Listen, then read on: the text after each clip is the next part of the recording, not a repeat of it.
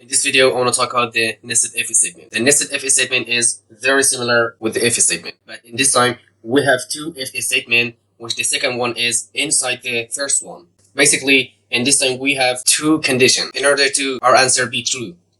So, as you can see here, we have three variables here. Integer profit is equal to 1,400. Integer client is equal to 18. And integer bonus. So we have here if our first if statement, if profit be greater than 1000, and inside this curly bracket we have another if statement, if profit be greater than 1000, and again beside that if clients be greater than 15. With these two conditions, bonus is equal to 100. If these two conditions was true, the bonus will be 100. Else, bonus will be equal to 25.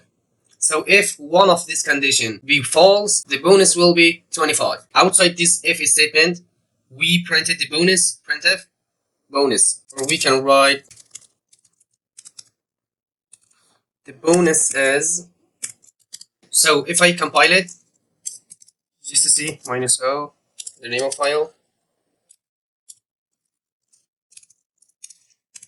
So as you can see, the bonus is 100. These two conditions is true.